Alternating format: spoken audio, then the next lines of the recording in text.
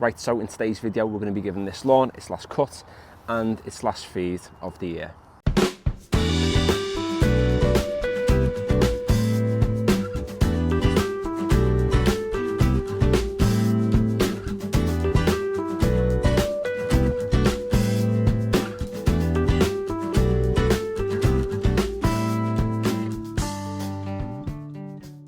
So the product we're actually going to be putting down on this lawn today is the Evergreen Autumn Lawn Care Lawn Food, and I'm going to sort of talk you through why I'm putting it down at this time of year and what sort of impact I'm hoping it's going to have.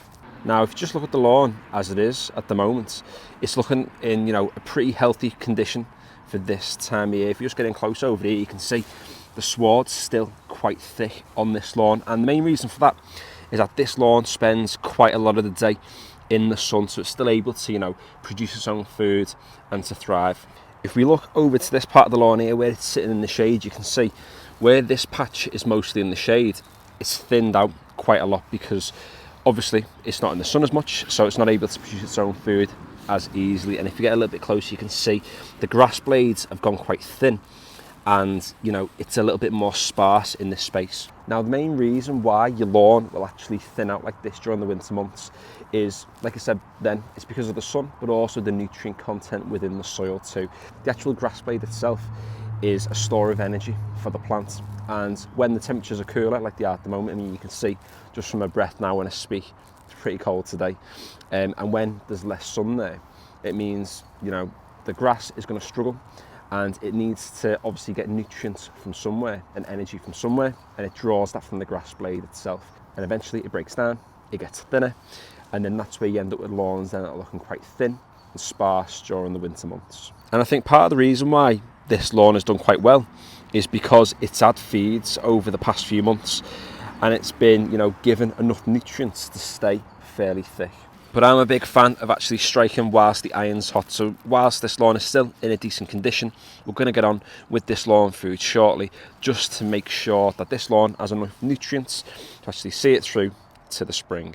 So I'm going to start off by giving the lawn a cut with the hater here. I'm going to keep it on the third highest setting, which is the setting that I've been cutting this lawn on for a while now. So it's got quite a little bit of length in there, so I'm not going to be taking too much of the grass plant off, because like I've just said, the grass plant is a store of energy. The more of the plant that I actually take off, the more energy I'm taking away from that plant, which means then, it can struggle a little bit more if you do actually go on and scalp your lawn.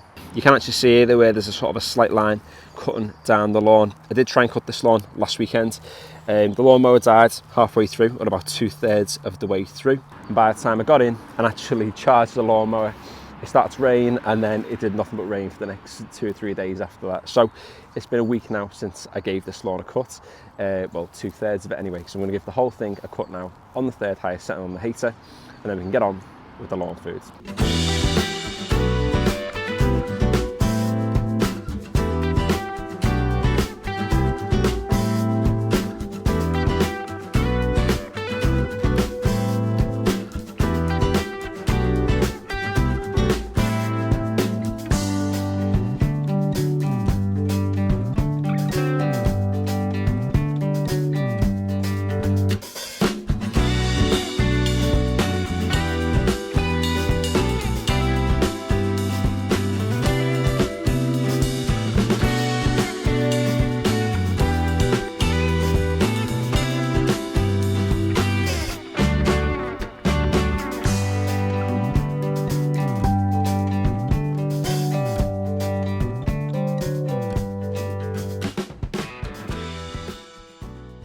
So usually I would go for sort of an A1 lawn food, or something else, but I picked this up from the garden centre a couple of weeks ago because it contains the same stuff. There's a slightly higher iron rating, which we'll see on the back in a moment, but like it says here, stronger for winter protection. It kills off moss. It will make any moss that is in your lawn go black, and then you can rake that out, but also that the iron that kills the moss is what's going to give you grass that really nice green look as well. It says there results in 7 days, and you'll see why, because it does contain, like I've said, a lot of iron. About 80 metres squared. The lawn I'm working with is around about 12 metres squared, give or take. So I've got enough here to last me for quite a few autumns. if we just have a little look around the back, so it says here between September and November is your best time, weather's fair, soil's damp, it's frost free. It's all those things today, and it will be for the next few days. If you are going to put on new lawns, you need to wait, obviously like it says there, about 3 months for the plants to actually establish themselves in your lawn. Don't put it down when it gives frost. It does give it to be cold this week, but shouldn't really have any frost. Not got much heavy rain, so that's positive. And today is the first day we've not had a lot of wind. Yesterday was horrendous. Like I've mentioned, moss will blacken, lawn's greener in 7 days. But what is actually key is if you have a look on the aftercare here, water's thoroughly the next day. Now, we've not got loads of rain coming, but we've got enough for the rain to actually do its thing to this lawn, so you don't need to be getting on with a sprinkler at this time of year. Mow the lawn 3 days, lawn after 3 days. I'm going to see whether I'm going to do this or not, because the lawn's just been cut. It doesn't give like really high temperatures, so I can't imagine this grass growing a whole lot. But if it does, I will get on and give it a cut next week. And I'm using the actual drop spreader today. So it says for the drop spreader, put it on 4.5 and then cover the area twice. So that's exactly what I'm going to do. I would avoid using this sort of thing here. I'll show a clip on screen now if I've still got the footage of it, when I actually applied a similar product. It was the spring fertilizer, but it was still the Miracle Grow stuff, using their like hand dispenser that you can pick up from garden centres and off Amazon. And I didn't distribute it very well at all, and I ended up with these long dark strips of green with lighter strips of green in between. It looked an absolute mess. It's like the worst type of lawn striping you can have. So I would avoid using them. Just get on with any other kinds of drop spreader to apply the product. There's the 4 things that you're after: killing moss, stronger roots, tougher lawn, winter protection. There's a lot of lawn care channels out there with a lot of jargon, but this one is just about keeping your lawn looking really nice. And also the actual NPK rating is over here, so you can see 6% nitrogen in total, because it's a 6-5-10 mix. You've got 5% phosphorus, and then you've got 10% potassium, which is exactly what you want to have sort of in a autumn winter fertilizer anyway. It's that 10 that's really essential, the actual potassium in the fertilizer, that's going to give your lawn that feed and give it those nutrients that it would otherwise have in the springtime and the summertime.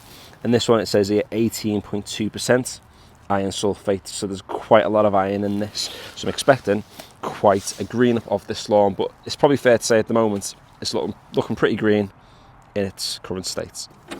I would always advise putting slightly more of the product in your spreader than what you need, because especially a spreader like this, you've got quite a wide base to the bottom of it, and if you put in just the amount that you actually need for the lawn, what can happen is when you get towards the end, it might not be distributed as evenly across the base of the spreader, which then means you're not distributing out that fertilizer very well. So I'm going to put probably about half the box into the spreader. I'll put it up onto the lawn with the correct setting, and then after that I'll just pour the rest straight back into the box. But be careful when you are putting it back in that you're not getting it on your patios and things, because the iron sulfate inside the fertilizer, it will stain. So yeah, just be mindful of that. I don't usually buy products like this from the garden centre, not sort of anymore anyway. Like I said before, I go to places like, or order from A1 Lawns, because you can buy fertiliser in bulk. There's not really a massive difference in price, but because I apply that much fertiliser and use that much seed during the spring and the summer, it just makes more sense. Whereas at a time like this, when I'm only given this one feed with an autumn winter mix, going to a garden centre, isn't the worst thing in the world. At the end of the day, you pay a little bit more, but you're paying for that convenience then, and actually paying just for what you need, as opposed to paying for more than what you need.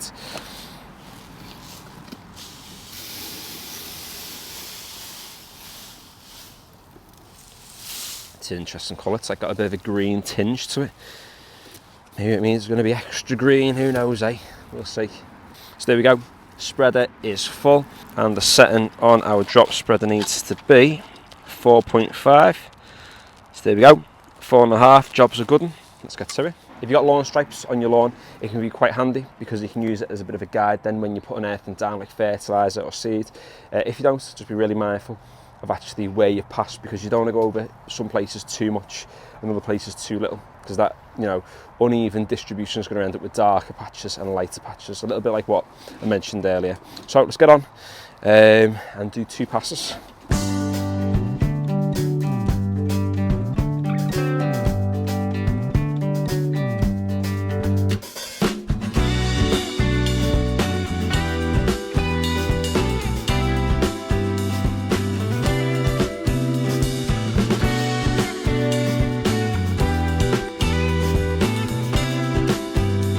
Now the best thing to do for your second pass would be to go the other way, just to make sure you've not left any gaps. However, do it on this lawn. I do it sometimes, but I'm not going to do it today because it can be a bit of a nightmare seeing exactly where you put the fertiliser down and where you haven't, just because of the nature of the shape. And also, you know, with the way the sun is today, it's quite low in the sky, it's pretty difficult to see exactly where it be and where it haven't, because it's so low in the sky at the moment. So I'm just going to do the exact same thing again, same pass, and I'll show you up close roughly how much fertiliser has gone down to the soil layer.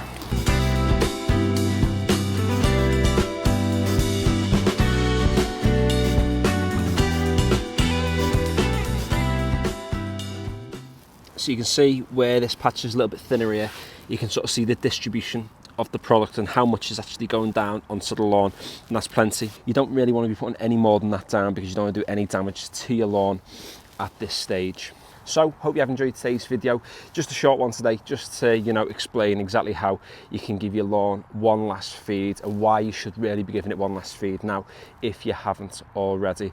And that's it for my lawn tip videos in 2023. I will be posting loads more lawn tip videos in 2024, as well as other parts of my garden renovation that's still ongoing at the moment, and lots of other garden related content too.